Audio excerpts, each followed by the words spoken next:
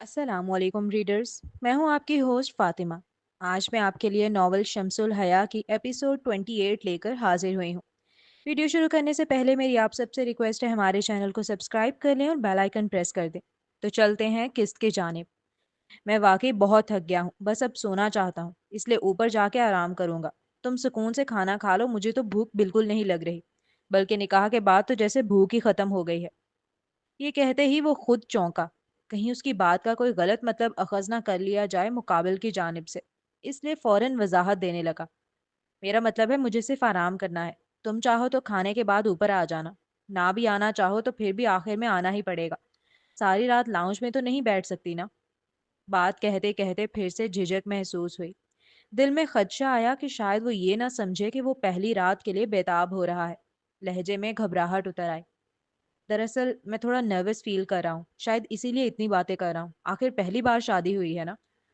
اس نوجوان کے آخری جملے کو سن وہ لڑکی جو کافی زیادہ نروس تھی اور بہت آکورڈنس فیل کر رہی تھی، وہ یکدم مسکرا دی۔ ان دونوں کا بیک گراؤنڈ کیونکہ لوور مڈل کلاس تھا، اس لیے وہ دونوں ہی شادی کے بندھن کو بہت اہمیت دینے والے لوگ تھے۔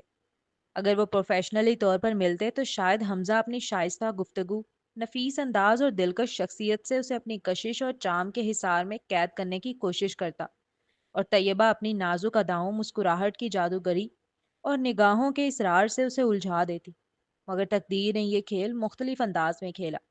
اب وہ دونوں نکاح جیسے مقدس اور انمول رشتے میں جڑ چکے تھے، جہاں نہ دلکشی کا جادو تھا اور نہ ہی خوبصورت اداؤں کا کھیل، صرف ایک انجانی سی قربت تھی، اور ایک ایسا احساس کہ وہ دونوں سب کچھ ہوتے ہوئے بھی ایک دوسرے کے لیے اجنبی تھے۔ حمزہ نے جب اس خوبصورت لڑکی کو مسکراتے دیکھا تو بے اختیار اپنے چہرے پر ہاتھ رکھ کے شرمساری سے مسکرانے لگا کہ کس قدر بے وقوفانہ باتیں کر رہا ہے اس کے سامنے۔ کانفیڈنس لیول تو جیسے بالکل زیرو ہو گیا ہے۔ میری بھی پہلی شادی ہے، مقابل اب ذرا ہولے سے مگر جتاتے بولی۔ نہیں مطلب میں بس یہ کہنا چاہ رہا تھا کہ یہ آپ کا گھر ہے، یہاں موجود ہر چیز اب آپ کی ہے، یہاں تک کہ میں بھی۔ اس کی آخری جملے پر طیبہ حیرت سے اس کا حسین چہرہ دیکھے بغیر نہ رہ سکی۔ حیرانگی تو بہت چھوٹا سا لفظ ہوگا اس فیلنگ کو ڈسکرائب کرنے کے لیے جو اس لمحے وہ محسوس کر رہی تھی۔ کتنی سادگی سے اس نوجوان نے اپنا آپ بھی اس کے حوالے کرنے کا اعلان کر دیا تھا۔ کیا اس نے کچھ غلط کہہ دیا؟ وہ لڑکی اچانک اسے اتنی حیرت سے کیوں دیکھنے لگی؟ ایک لمحے کے لیے دل چاہا کہ پوچھ لے، لیکن وہ پہلے ہی اپنے نزدیک اتنی بیوقوفانہ باتیں کر چکا تھا کہ پھر ہمت نہ کر سکا۔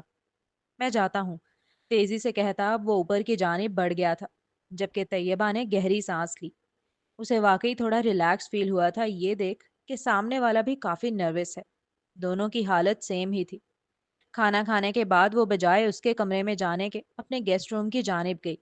اسے ٹھیک نہیں لگا تھا ایک کمرہ شیئر کرنا، ویسے بھی ان کا نکاح صرف 1 ڈیڑھ مہینے کا تو تھا، جبکہ وہ نہیں جانتی حمزہ بیڈ پورا اس کے لیے چھوڑ کر خود سامنے صوفے پر جا کر لیٹ گیا تھا، تاکہ جب وہ کمرے میں آئے تو پریشر فیل نہ کرے اس کے ساتھ ایک بیڈ شیئر کرنے کا۔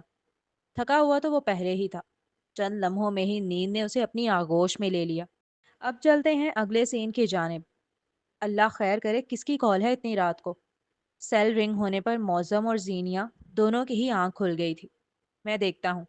معظم نے فوراً سیل اٹھا کر اسکرین دیکھی اور پھر دھڑکتے دل کے ساتھ اس نے کال ریسیو کی۔ سب خیریت ہے نا؟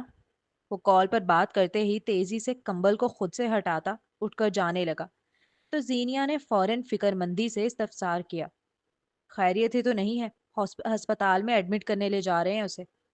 پھر میں ساتھ چلتی ہوں، آنٹی کو سنبھال لوں گی۔ زینیا نے بھی فوراً اپنے اوپر سے کمبل ہٹاتے ہوئے کہا، ہاں یہ ٹھیک رہے گا، جلدی تیار ہو، میں بائک نکال رہا ہوں۔ یہ کہتے ہوئے وہ تیزی سے باہر کی جانب چل دیا تھا۔ وہیں دوسری جانب، تم اتنی خوبصورت ہو، اتنی پیاری، کاش میں تمہیں ٹچ کر سکتا، تمہیں چھو سکتا، تمہیں محسوس کر سکتا۔ اپنی اے آئی گرل فرینڈ کو للچائی ہوئی نگاہوں سے دیکھ وہ بھرائی آواز کے ساتھ گہری آہیں بھرتے ہوئے بولا۔ اچانک اسے خیال آیا کہ الشبا گھر میں ہی رکی ہوئی ہے، زمر کے کمرے میں۔ سب تھک کر سو رہے ہیں، کسی کو کیا پتا چلے گا اگر میں اسے قریب جا کر تھوڑی دیر پیار کر لوں گا تو؟ یہ سوچتے ہوئے وہ تیزی سے اٹھا۔ ماحول پر خاموشی کا راج تھا، سب پکنک سے آنے کے بعد تھک کر سو رہے تھے۔ اسی خاموشی میں وہ کمرے سے نکلا اور اپنے برابر والے کمرے میں دبے پاؤں داخل ہو گیا۔ زمر بیڈ پر سو رہی تھی اور وہ سامنے والے صوفے پر۔ وہ دبے پاؤں صوفے کے پاس چلا آیا۔ الشبا بے خبر سو رہی تھی۔ اس کے چہرے کے پاس فرش پر بیٹھ کر اس نے بہت آہستگی کے ساتھ پہلے اس کے وجود سے کمفرٹر کو جدا کیا۔ وہ نہیں روک سکا تھا خود کو اسے ٹچ کرنے سے۔ اس کے خوبصورت چہرے پر اپنی انگلیوں کی پشت کو آہستگی سے پھیرنے لگا، یہاں تک کہ پھیرتے پھیرتے وہ گردن تک لے گیا۔ اب اس کا دوپٹہ آڑے آ رہا تھا۔ وہ اپنی انگلیوں کو اور زیادہ نیچے سرایت کروانا چاہتا تھا، مزید اسے چھونے کا مزہ لینا چاہتا تھا۔ ایک عجیب سا سرور اتر رہا تھا اس کے اندر اس عمل کو کرتے ہوئے۔ اس لمحے صرف اس پر شیطان حاوی تھا۔ وہ بھول بیٹھا تھا کہ وہ اس کی پھپھو کی بیٹی ہے۔ اس کے اندر مزید اس لڑکی کے جسم کو دیکھنے کی طلب اٹھ رہی تھی۔ اپنے گناہوں سے آلودہ نفس کی تسکین میں وہ اس قدر مدہوش ہو چکا تھا کہ نہ اسے یہ خوف رہا کہ الشبا جاگ سکتی ہے، اور نہ یہ اندیشہ کہ اس کی اپنی بہن جو اسی کمرے میں موجود تھی اچانک آنکھ کھول کر اسے دیکھ لے تو۔ اگر ان دونوں میں سے کسی کی بھی نگاہ اس پر پڑ گئی تو اس کی ساری عزت لمحوں میں خاک میں مل جانی تھی۔ موبائل میں نیم برہنہ لباسوں میں لڑکیوں اور اے آئی جنریٹڈ گرل فرینڈ کو دیکھ دیکھ کر اس کی آنکھوں میں شرم کا پانی ختم ہو چکا تھا۔ وہ اپنی نفسانی خواہش کی تابے داری کرتا الشبا کا دوپٹہ بہت آہستگی کے ساتھ اس کے گلے سے الگ کرنے لگا۔ دوپٹہ الگ ہوتے ہی اس کے جسم کی سفید رنگت اور ابھار واضح ہونے لگے۔ اپنی ہوس بھری نگاہوں سے اب وہ اس کے وجود کو نہارنے لگا۔ اس کے خوبصورتی دیکھنے کے بعد تو جیسے اس کے اندر بجلی دوڑ گئی ہو۔ اس کا دماغ بالکل موقوف ہو گیا اور صرف غلاظت اور ہوس آلود خیالات طوفان کی طرح دماغ میں گردش کرنے لگے۔ اس کا ہاتھ اب الشبا کی بیوٹی بون پر آہستگی کے ساتھ رینگ رہا تھا، جب اچانک اس لڑکی کی آنکھ کھلی۔ مامی دیکھیں رافع میرے ساتھ کیا کر رہا ہے، مامی، ماموں، نانی۔ آنکھ کھلتے ہی اسے رافع کا چہرہ نظر آیا، وہ بھی اپنے نہایت قریب۔ ساتھ ہی اس کا ہاتھ اپنی گردن پر رینگتا ہوا محسوس کیا۔ وہ بہت گہری نیند سے اٹھی تھی، اس لیے ایک دو لمحے لگے اسے سمجھنے میں کہ اس کے ساتھ چل کیا رہا ہے، جبکہ رافع اس کے اچانک آنکھ کھولنے پر ہڑبڑا کر تیزی سے اٹھ کر بھاگا۔ وہ بھاگ رہا ہے یہ دیکھ الشبا نے شور مچایا۔ اس کی چیخ پر زمر کی آنکھ کھلی اور اس نے اپنے بھائی کو کمرے سے باہر کی جانب بھاگتے دیکھا۔ زمر نے نہ صرف اپنے بھائی کو بھاگتے ہوئے دیکھا تھا، بلکہ یہ بھی دیکھا تھا کہ الشبا کے اوپر سے کمفرٹر بالکل ہٹ کر سائڈ میں رکھا ہوا ہے، ساتھ ہی اس کا دوپٹہ بھی نیچے فرش پہ پڑا ہے۔ یہ دیکھنے کے بعد وہ خوفزدہ ہو گئی، نہیں سمجھ آیا کیا کرے۔ اس نے فوراً آنکھیں بند کر لیں جیسے سو رہی ہو۔ الشبا پوری پوری خوف سے لرز رہی تھی، اس کے باوجود وہ چیخ رہی تھی، سب کو بلا رہی تھی۔ سارے گھر والے اس کی چیخیں سن کر جمع ہو گئے۔ اس نے سب کو بتایا کہ کیسے جب اس کی آنکھ کھلی تو اس نے رافع کو اپنے برابر میں بیٹھا دیکھا اور اس کا کمفرٹر پورا ہٹا ہوا تھا، اس کا دوپٹہ تک زمین پر پڑا تھا، ساتھ ہی رافع اس کی گردن پر ہاتھ پھیر رہا تھا۔ کیا ہوا، کیوں چیخ رہی ہو؟ رافع اپنے کمرے سے سب سے آخر میں نکل کر آیا، وہ بھی جمائی لیتے ہوئے، ساتھ ہی انجان بن کر استفسار کرنے لگا جیسے جانتا ہی نہ ہو کہ چل کیا رہا ہے وہاں۔ الشبا کی بات سننے کے بعد اریب صاحب فوراً ہی رافع کو مارنے کھڑے ہو گئے۔ ان سے برداشت نہیں ہو رہا تھا کہ ان کا بیٹا اتنی گندی اور اخلاق سے گری ہوئی حرکت کر سکتا ہے، وہ بھی اپنی ہی پھپھو کی بیٹی کے ساتھ۔ بریرہ ہو یا گھر کا کوئی اور فرد، کسی کو بھی اپنے کانوں پہ یقین نہیں آ رہا تھا کہ رافع ایسا کر سکتا ہے۔ مگر الشبا بھی اس معاملے میں جھوٹ کیوں بولے گی؟ اپنی پھپھو کی بیٹی پر گندی نظر رکھتے ہوئے تجھے شرم نہیں آئی؟ ہم تجھے ڈاکٹر بنا رہے ہیں، تجھے پڑھا رہے ہیں، لکھا رہے ہیں تاکہ تو معاشرے کا ایک اچھا فرد بنے، تاکہ تو دوسروں کے کام آئے، اور تو کیا کر رہا ہے؟ اپنے ہی گھر کی بہن بیٹیوں پر گندی نظر رکھ رہا ہے۔ اب کیا بیٹیاں اپنے گھروں میں بھی محفوظ نہیں ہوں گی؟ اریب صاحب اس کا گریبان پکڑ کر طیش کے عالم میں تھپڑ پہ تھپڑ اس کے چہرے پر مارے چلے جا رہے تھے، یہاں تک کہ ان کی بیگم نے آ کر ان کا ہاتھ روکا اور انہیں اپنے بیٹے سے دور کیا۔ کیا مارنے کھڑے ہو گئے ہیں جوان بچے کو؟ پہلے ایک بار اس کی بات تو سن لیں۔ طیبہ بیگم وہی روایتی ماں بنی ہوئی تھی کہ میرا بیٹا کچھ غلط کر ہی نہیں سکتا۔ رافع سچ بتا، کیا تو کمرے میں گیا تھا؟ طیبہ بیگم نے بڑی مشکل سے اریب صاحب کو اس سے دور کر کے اب خود اس کی جانب رخ کر نہایت پیار سے استفسار کیا۔ چور بھی کبھی کہتا ہے اس نے چوری کی ہے؟ اریب صاحب دھاڑے اور کوشش کرنے لگے کہ طیبہ بیگم کو بیچ میں سے ہٹا دیں اور اس لڑکے کا اپنے ہاتھوں سے منہ توڑ دیں، کہ آخر اس کی ہمت بھی کیسے ہوئی اپنی ہی گھر کی بہن بیٹی پر گندی نگاہ رکھنے کی۔ किसको बेटी बेटी कर रहे हैं आप? इसे? आप जानते क्या हैं इसके बारे में? ये हमारी जुमर और आयशा जैसी नहीं है पर्दे वाली। ये टिकटॉक पर नाचती है पूरी दुनिया के सामने। इतनी बेशरम है कि दुपट्टा तक उतार देती है। पता नहीं कितनों को तो इसने अपने पीछे लगा रखा है। जो लाइक्स और कमेंट देते हैं रोज इससे दिखाती रहती है जुमर मुझे कितने गंदे कमेंट्स आते हैं इसे। और तुम अपने जवान बेटे को इसके चक्कर में मार रहे हो। जरूर इसने ही आप जान के मेरे बेटे को लुभाया होगा। जब नहीं बात बनी तो इस तरह के गंदे इल्जामात लगा रही है मेरे मासूम बच्चे पर। आखिर मेरा बेटा डॉक्टर बनने वाला है, उसे कहाँ मिलेगा ऐसा अच्छा रिश्ता? अलिशबा तो तैयबा बेगम का चेहरा ही देखती रह गई। कैसे वो अपने बेटे को बचाने के लिए उसके किरदार की धज्जियां उड़ा रही थी। जुमर, तुम भी तो कमरे में मौजूद थी ना? तुमने देखा है राफे को वहां से भागते हुए जैसा ये कह रही है?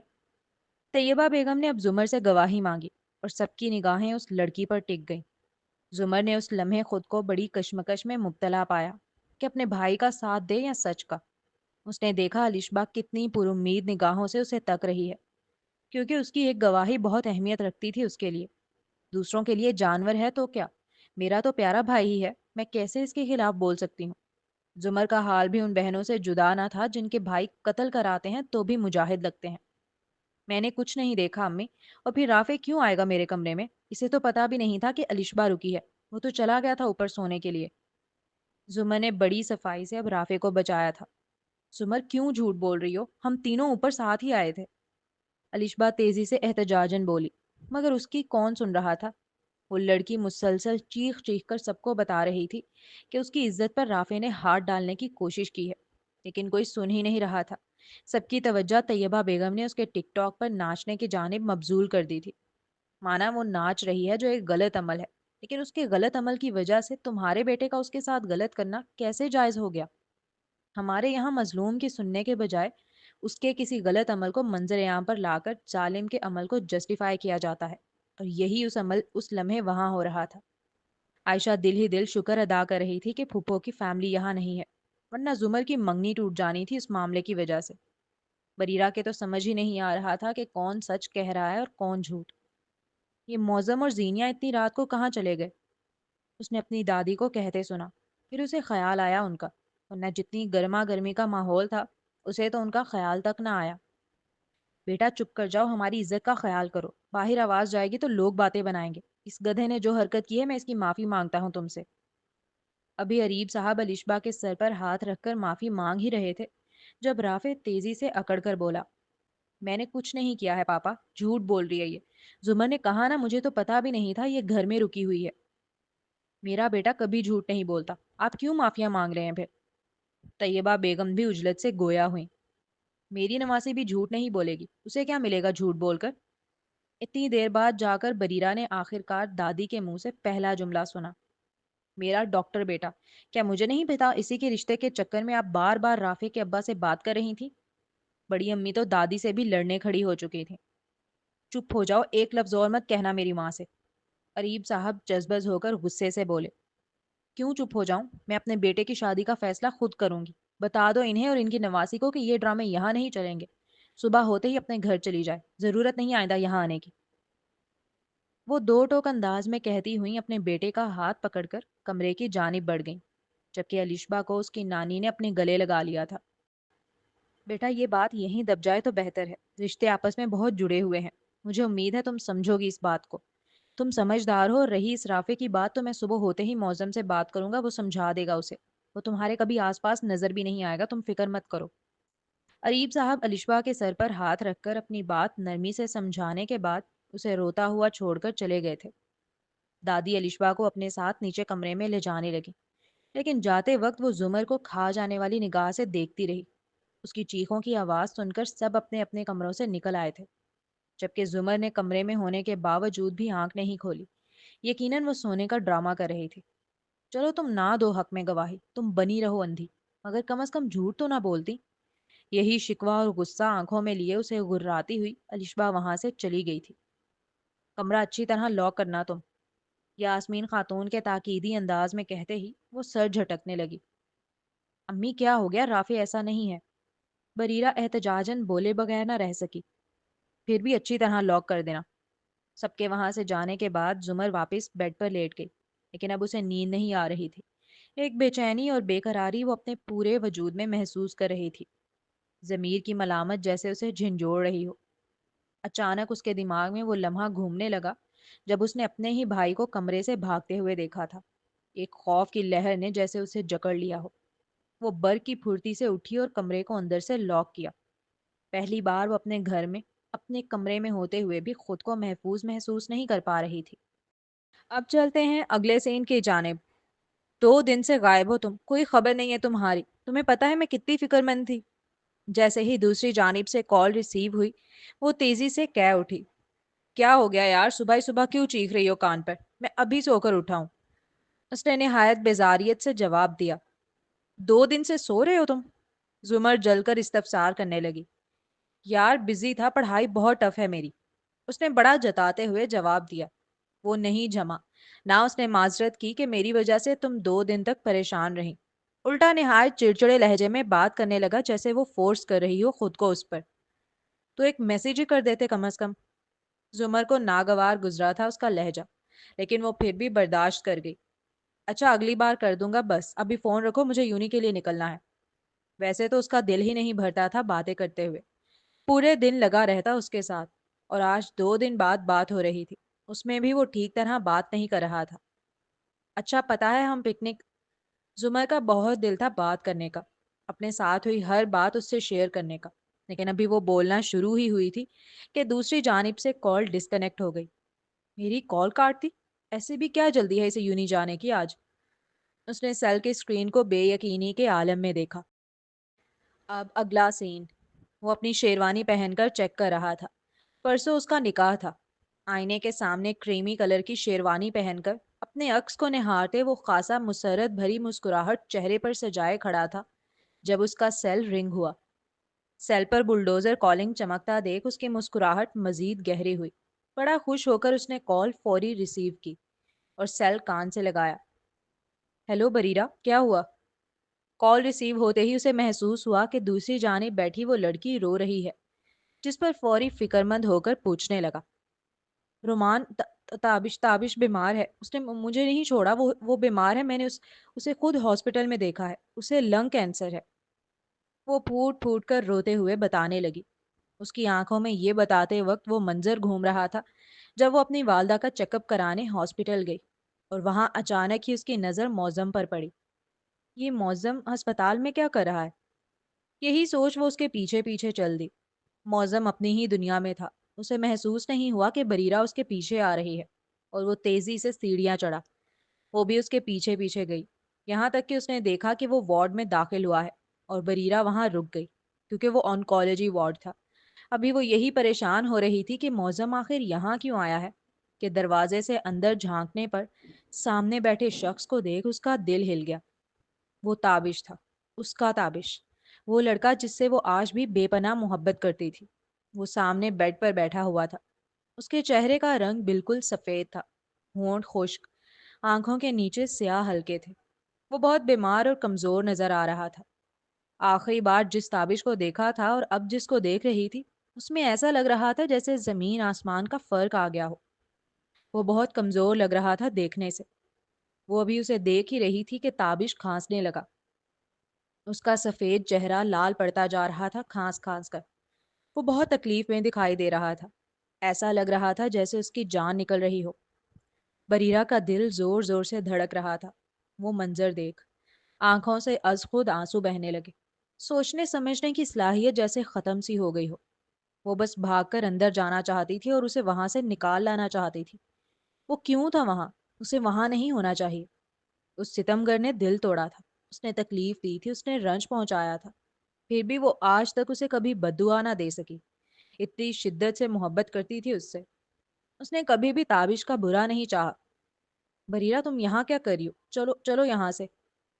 یاسمین خاتون اسے ڈھونڈتے ہوئے آئی تھی۔ وہ تھوڑا پینک دکھائی دے رہی تھی، پریشان سی۔ ان کی پیشانی پر پسینہ تھا۔ اس کا بازو پکڑ کر کھینچنے والے انداز میں وہاں سے لے کر جانے کی صحیح کرنے لگی۔ ماما تابش اندر ہے، وہ اندر ہے، اگر اسے کھانسی ہے تو ڈاکٹر کے پاس جائے، یہاں آنکولوجی وارڈ میں آ کر کیوں بیٹھ گیا ہے؟ وہ اسے کھینچ رہی تھی، مگر وہ لڑکی ان کی طاقت سے باہر تھی۔ وہ اپنی جگہ سے ایک قدم ہلنے کے لیے تیار نہ ہوئی، بلکہ الٹا روتے ہوئے انہیں بتانے لگی، اچھا ٹھیک ہے تم چلو یہاں سے، ان کا سارا فوکس اسے وہاں سے لے جانے میں تھا۔ اس کی بات تو جیسے انہوں نے ٹھیک طرح سنی بھی نہ ہو۔ آپ سن بھی رہی ہیں میں کیا بول رہی ہوں؟ تابش ہے اندر، وہ پھر بولی، اور اس بار لہجہ نہایت جتانے والا تھا۔ کوئی اپنے دشمن کو بھی اس وارڈ میں نہ دیکھنا چاہے، ورنہ تو پھر وہ تو پھر جان تھا اس لڑکی کی۔ تم چلو یہاں سے بریرہ، تمہارا نکاح ہے پرسوں۔ وہ بھی اسی کی طرز میں گویا ہوئی۔ آپ جانتی تھیں ہے نا؟ آپ جانتی تھی تابش بیمار ہے۔ معظم بھی جانتا تھا، آپ سب جانتے تھے۔ اس کا مطلب سب کو پتا تھا، اس نے مجھے ریجیکٹ نہیں کیا، وہ بیمار ہے۔ آپ سب نے مجھے اندھیرے میں رکھا، مجھے پاگل بناتے رہے۔ اپنی والدہ کے الفاظ سن ایک لمحہ نہیں لگا اس لڑکی کے دماغ کو یہ بات ہٹ کرنے میں کہ وہ جانتی ہیں پہلے سے۔ پھر معظم تو پہلے ہی تابش کے ساتھ اندر موجود تھا۔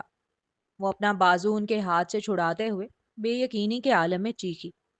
کیا کچھ نہیں تھا اس لڑکی کے لہجے میں؟ درد، غم، کرب، دکھ، رنج، اور سب سے بڑھ کر مان کے ٹوٹ جانے کی اذیت۔ ان لوگوں نے جن پر وہ آنکھیں بند کر کے اعتبار کرتی آئی ہے آج تک، تابش کے معاملے میں اندھیرے میں رکھ کر دھوکہ دیا تھا اسے۔ بریرہ، عقل سے کام لو، بات کو سمجھو۔ مرنے والوں کے ساتھ مرا نہیں جاتا۔ پھر کس رشتے سے جاؤ گی تم اندر؟ نہ تم اس کی بیوی ہو، نہ اس کی منگیتر۔ کوئی رشتہ نہیں ہے تمہارا اس سے اب۔ اس سے چپ چاپ یہاں سے چلو، پرسوں تمہارا نکاح ہے رومان کے ساتھ۔ اپنی نئی زندگی کا آغاز کرو۔ بھول جاؤ تابش کو، یہی سب کے لیے بہتر ہے۔ تابش بھی تمہیں خوش دیکھنا چاہتا ہے۔ انہوں نے ایک عمر گزاری تھی ایک بیمار شخص کے ساتھ، آخر تک آتے آتے وہ خود بھی جیسے جینا بھول بیٹھی ہوں۔ اب وہ اپنی بیٹی کو اس راہ پر نہیں چھوڑ سکتی تھی۔ تابش بیمار تھا، اس سے ہمدردی تھی، اس کے لیے دعائیں تھیں، لیکن اپنی بیٹی نہیں دے سکتی تھی اسے وہ اب۔ وہ جانتی ہیں اپنی بیٹی کے حال دل کو۔ انہیں علم ہے کہ وہ آج بھی تابش میں مرتی ہے، لیکن اس کے بہتر فیوچر کے لیے جو درست فیصلہ تھا انہوں نے وہ لیا تھا۔ ایک کینسر کے پیشنٹ کے ساتھ کیسے رہنے دیں وہ اپنی جوان بچی کو؟ یہاں مریض رہتے ہیں، خدا نہ خواستہ اسے جراثیم لگ گئے تو؟ اور پھر جب شادی کا معاملہ ہی ختم ہو گیا تو کس رشتے سے چھوڑیں وہ تابش کے پاس اسے؟ تابش سے ہمدردی کے چکر میں اپنی بیٹی کا مستقبل تباہ نہیں کر سکتی وہ۔ اور وہ جانتی ہیں بریرہ کو، وہ انہی کی بیٹی ہے۔ وہ مر جائے گی، تابش کا ساتھ نہیں چھوڑے گی آخر تک۔ اسی لیے انہوں نے اس معاملے میں اندھیرے میں رکھنا ہی بہتر سمجھا اسے۔ خدا تابش کو زندگی دے، مگر آنکھوں دیکھی مکھی کوئی نہیں نگل سکتا۔ شوہر ایک سائبان ہوتا ہے، ایک محافظ۔ جس شخص کی اپنی زندگی کے صرف چند دن رہ گئے ہیں، وہ ان کی بیٹی کا کیا سائبان بنے گا؟ ایک وقت وہ اپنی بیٹی کی محبت میں آ کر آنکھیں بند بھی کر لیں تو یہ معاشرہ انہیں کرنے نہیں دے گا۔ ہمارے یہاں چند ماں کی بیوہ کو بھی دو دو بچوں کا باپ ملتا ہے شادی کرنے کے لیے۔ وہ کیوں اپنی 19 سالہ بچی پر بیوہ کا ٹیگ لگوائیں؟ یہ کیسی باتیں کر رہی ہیں آپ؟ محبت صرف صحت یابی میں تو نہیں کی جاتی۔ محبت تو نام ہی سکھ دکھ میں ساتھ رہنے کا ہے، اور وہ بیمار ہے، صرف وہ ٹھیک ہو جائے گا۔ کچھ لمحوں تک تو وہ بے یقینی کے عالم میں اپنی ماں کا چہرہ تکتی رہی، پھر پرزور احتجاج اور اعتراض کے ساتھ گویا ہوئی۔ آخری جملہ ادا کرتے وقت اس کے لہجے میں یقین ابھرا۔ اسے لنگ کینسر ہے بریرہ، میں کیسے جانتے بوجھتے اپنی بیٹی کو موت کے کنویں میں پھینک دوں؟ میں نے وہی کیا جو تمہارے لیے مجھے بہتر لگا۔ اس کے پاس زیادہ وقت نہیں ہے، وہ کینسر کے چوتھے سٹیج پر ہے۔ ان کے جملے تھے یا ایٹم بم؟ اس کے رونگٹے کھڑے ہو گئے، لگا جیسے اگلا سانس نہیں آئے گا۔ پاؤں کے نیچے سے جیسے زمین کھینچ گئی ہو۔ آپ نے تابش کو منع کیا تھا مجھ سے ملنے سے؟ اسے اپنی آواز کہیں دور کھائی سے آتی محسوس ہوئی۔ ہاں، اس نے رپورٹ دکھائی تھی مجھے اپنی۔ وہ کسی دھوکے میں نہیں رکھنا چاہتا تھا ہمیں، اور میں نے بھی وہ فیصلہ کیا جو مجھے لگا میری بیٹی کے لیے بہتر ہے، کیونکہ زندگی 2 3 دنوں کی محبت سے نہیں چلتی بریرہ۔ ابھی تم نے دیکھا ہی کیا ہے، بچی ہو تم، میں کیسے ایک بیمار شخص کے ساتھ تمہیں باندھ دوں؟ وہ جانتی تھی تابش بیمار ہے، بجائے اس کے کہ وہ اسے بتاتی اور وہ جا کر تابش کا حوصلہ بنتی، اس مشکل وقت میں ساتھ کھڑی ہوتی، انہوں نے تو منگنی ہی توڑوا دی۔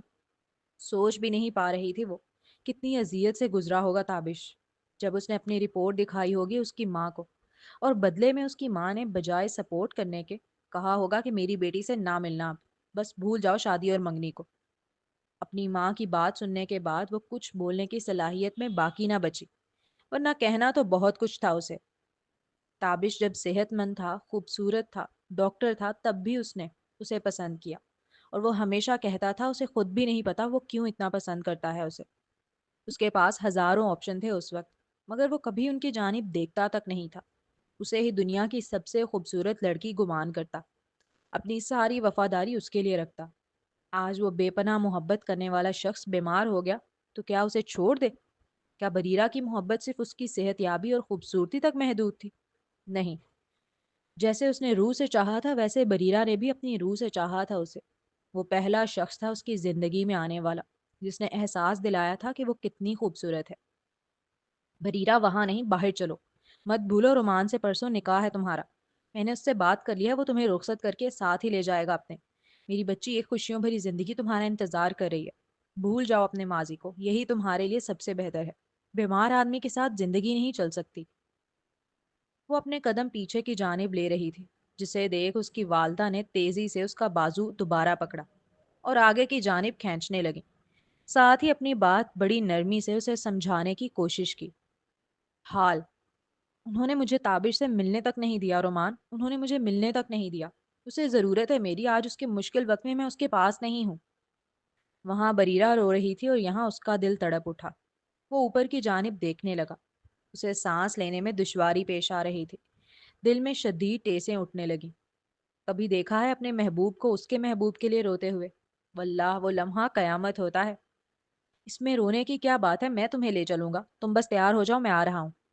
بظاہر یہ جملہ کہنا کتنا آسان تھا، جیسے سب کچھ پل بھر میں سنور جائے گا، لیکن اگر کوئی اس کے دل کی گہرائیوں میں جھانک پاتا تو دیکھتا کہ ان الفاظ کے پیچھے کیسی ٹوٹ پھوٹ، کیسا بوجھ اور کیسی اذیت چھپی ہوئی تھی۔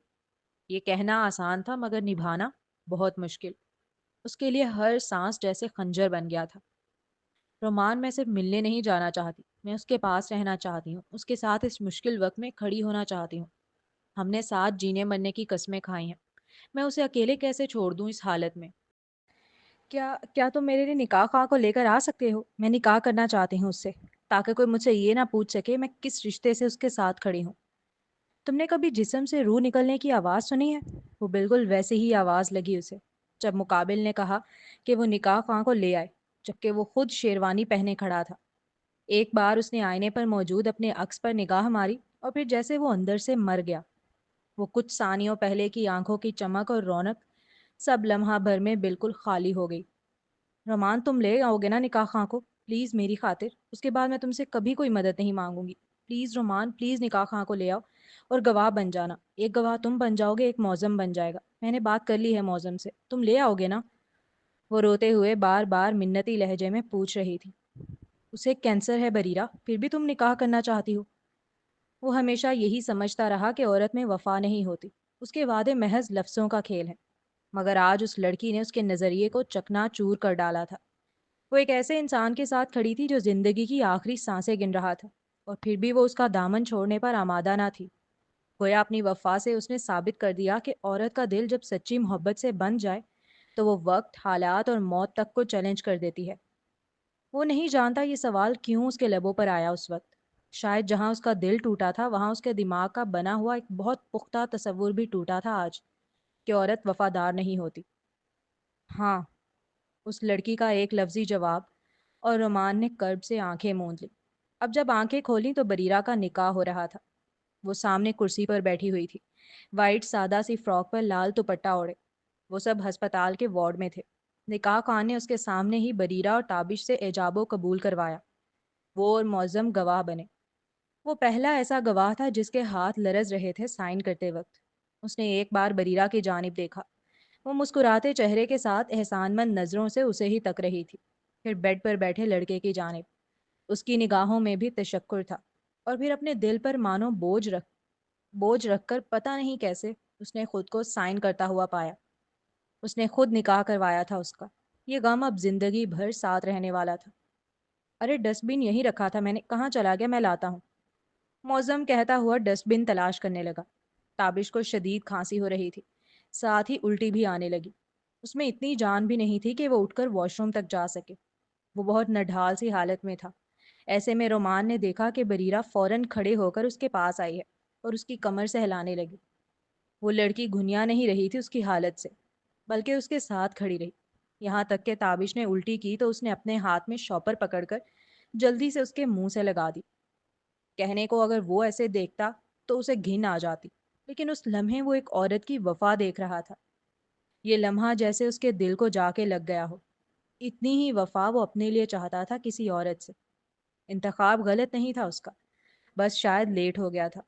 تابش اس سے پہلے اس لڑکی کے دل پر قابض ہو گیا، اس کی وفائیں اپنے نام کرنے میں کامیاب ہو گیا۔ تابش کو جب اس نے پہلی بار دیکھا تو اسے فیل آیا جیسے پہلے بھی اس سے کہیں ملا ہے، مگر کہاں یہ یاد نہیں، اور اس لمحے جس حالت میں وہ تھا وہ یاد کرنا بھی نہیں چاہتا تھا۔ اس نے مبارکباد نہ دی، ہمت ہی نہ ہوئی، بس وہ الٹے قدم لے لگا، یہاں تک کہ وارڈ سے باہر آ گیا اور تیزی سے چلنے لگا۔ چلتے چلتے یکدم اس نے بھاگنا شروع کر دیا اور بھاگتے بھاگتے اپنی گاڑی میں آ کر بیٹھا۔ پہلے وہ بھاری ٹوٹے ٹوٹے سانس لیتا ہوا پیچھے کی سیٹ سے سر ٹکا گیا، جیسے ہی جیسے ہی دم سمیٹا یکدم بے قابو ہو کر دونوں ہاتھوں سے اسٹیئرنگ پر زور سے ضرب لگائی اور ایک دل دہلا دینے والی چیخ نکلی۔ اس کی چیخ اتنی کربناک تھی کہ لگا دیواریں بھی لرز اٹھی۔ کیوں میرے ساتھ ہی کیوں؟ اب وہ دونوں ہاتھوں سے اپنا چہرہ چھپائے پھوٹ پھوٹ کر چیخ چیخ کر رو رہا تھا۔ ہر آنسو میں شکوہ تھا، ہر چیخ میں بکھر جانے کا درد، اور ابھی وہ رو ہی رہا تھا کہ اسے اپنے برابر میں کسی کے بیٹھے ہونے کا احساس ہوا۔ اس نے فوراً اس کی جانب دیکھا۔